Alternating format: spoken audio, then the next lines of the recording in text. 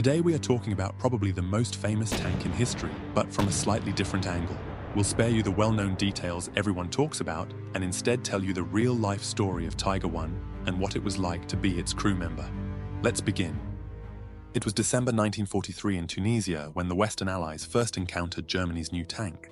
During most of the Desert War, British tanks were inferior to Germans, and because of this, British intelligence closely monitored any signs of a new advancements in German tank technology.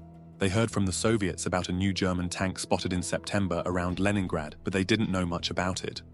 When Enigma decrypts revealed that Rommel's forces had received a new tank, the Panzer VI, it came as a surprise even more because the latest German tank at the time was the Panzer IV.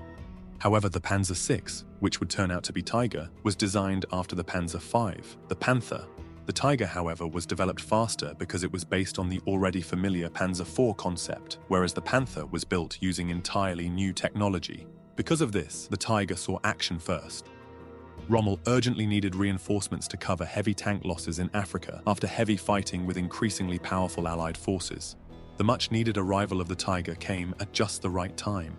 Although Africa Corps received only around 40 Tigers and German generals scrambled to get them for their units, it was still enough to shock the Allies and earn the tank the fearsome reputation. It is understandable that Allied tank crews, who had up until this point faced Panzer IIs, IIIs and IVs, were horrified when their shells simply bounced off the new German tank, while it destroyed their tanks at any range. The Tiger quickly spread panic among the Allies, who often mistook it for the Panzer IV because of their similar appearance and a constant fear of encountering one. However, despite being lethal against Allied tanks and nearly invulnerable to any anti-tank weapon Allies had at the time, fewer than 40 Tigers across two companies simply couldn't stop the Allied advance. The British 48th Royal Tank Regiment in North Africa unexpectedly captured an almost intact Tiger, giving the Allies much-needed insight into this new German machine. Tiger No. 131, after destroying the lead Churchill tanks of a British armoured column, was hit by another Churchill's 6-pounder. The shell hit the bottom of the Tiger's gun mantlet, ricocheted, went into turret ring and jammed the turret. Next hit wounded the commander and the crew abandoned the tank. It was later recovered and shipped to Britain for examination. By the way, Tiger 131 is the only operational Tiger in the world today. Weighing twice as much as the Panzer IV at 56 tons and equipped with the famous 88mm gun, the Tiger was successfully integrated into a new German military doctrine. Instead of balancing mobility, protection and firepower like earlier tanks, the Tiger sacrificed mobility for superior armor and firepower, as it was intended to spearhead breakthroughs supported by other army sections. So, how was it really in practice? Let's start with armor. The Tiger didn't have sloped armor, with its frontal plate angled at only 10 degrees. Crews were advised to angle the tank and its gun at 45 degrees for better protection when fighting. Although the box-like structure was later replaced by sloped armor to improve protection, the Tiger's design allowed for more internal space. When we say space, it's not meant for the crew, but for more important things like fuel and ammunition. While German crews found the Tiger relatively spacious compared to earlier tanks, Allied tankers described it as cramped, especially for the gunner's position. The Tiger could carry an impressive 92 shells for its 88mm gun. Crews sometimes packed over 100 shells when possible, storing them on the floor, as running out of ammo was a constant fear. The loader took between 6 and 16 seconds to reload, depending on which bin the shells were taken from.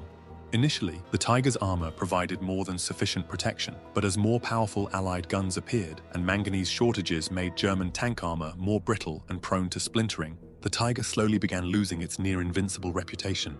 Soviet forces even learned to disable Tigers using anti-tank rifles, targeting the radiators from the sides. The Tiger's gun and sights made it an exceptionally accurate tank. In British trials, it achieved 5 consecutive hits on a 40 by 45 centimeter target at 1,200 meters.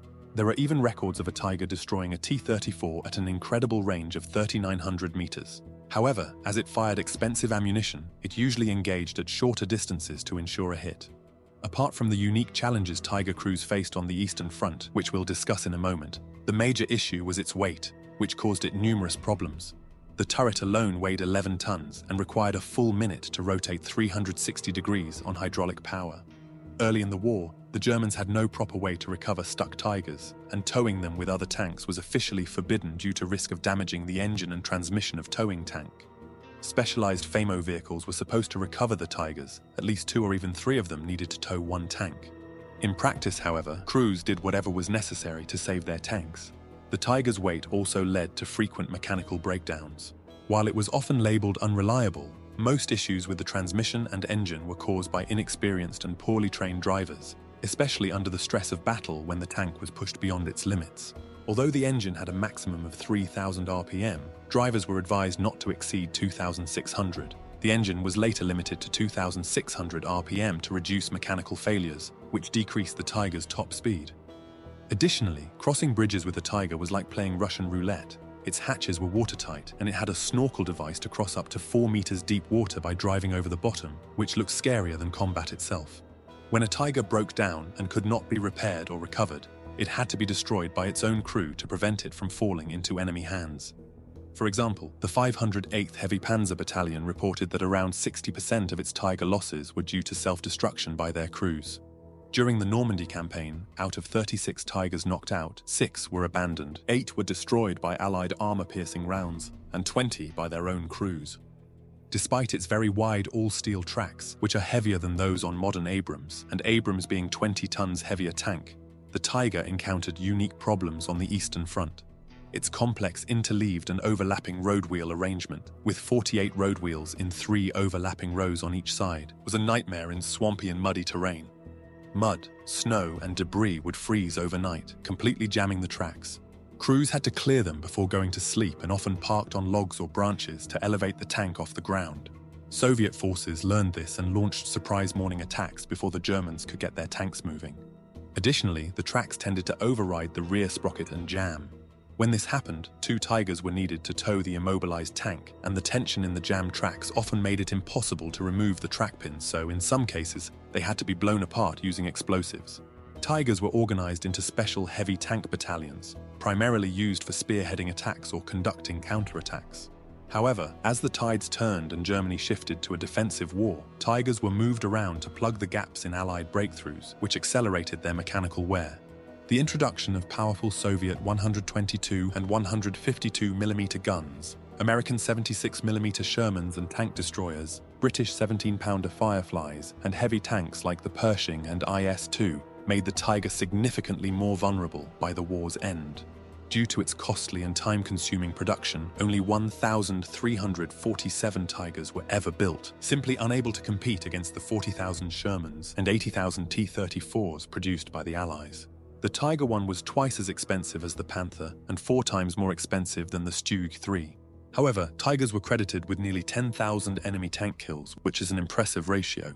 Despite its flaws, the Tiger remained a dangerous opponent for Allied tanks until the end of the war. It even knocked out the first Pershing tank in combat. All in all, the Tiger I was far ahead of anything the Allies had when it was deployed, and it is unlikely any tank will ever replicate the impact Tiger had on the battlefield and history.